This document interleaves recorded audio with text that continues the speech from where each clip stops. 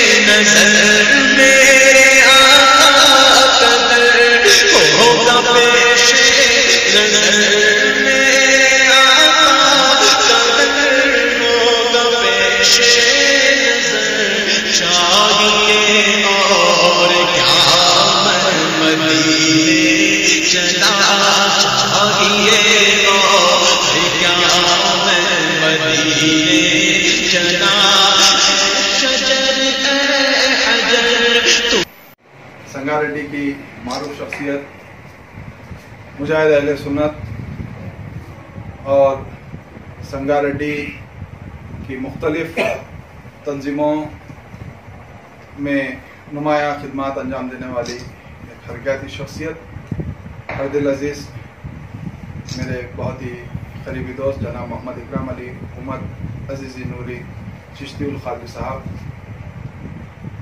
अज़्म उम्रा के लिए रवाना हो रहे हैं और अल्लाह ताला का बड़ा ही एहसान है कि इकराम भाई को सादत उम्रा नसीब फरमाया है और साथ ही साथ ईद मिलादुन्नबी सल्लल्लाहु अलैहि वसल्लम को मदीने पाक में मनाने का भी शर्फ हासिल हो रहा है।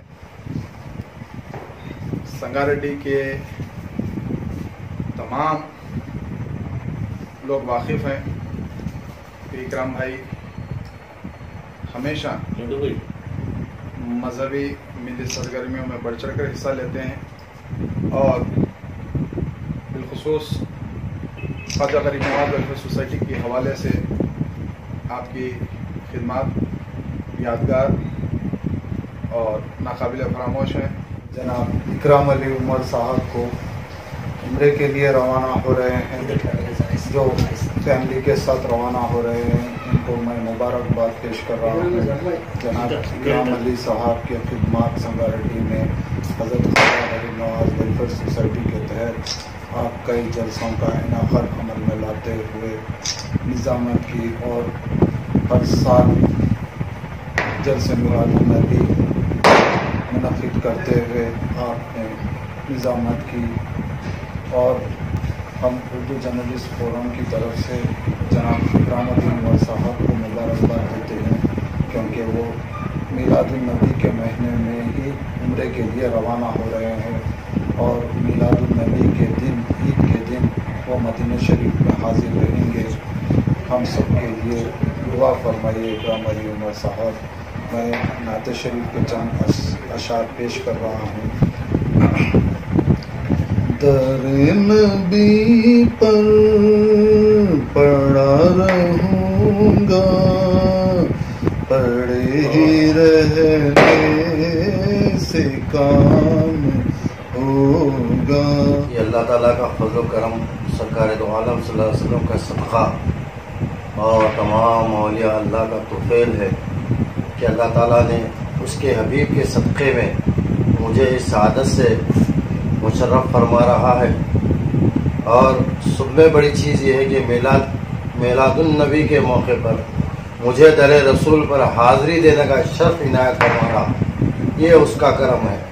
मैं जिस तरह से शायर ने कहा, मैं कुछ ना होकर भी उनकी निगाह में रहता हूँ, करम है कि लाखों के इंतखाब है।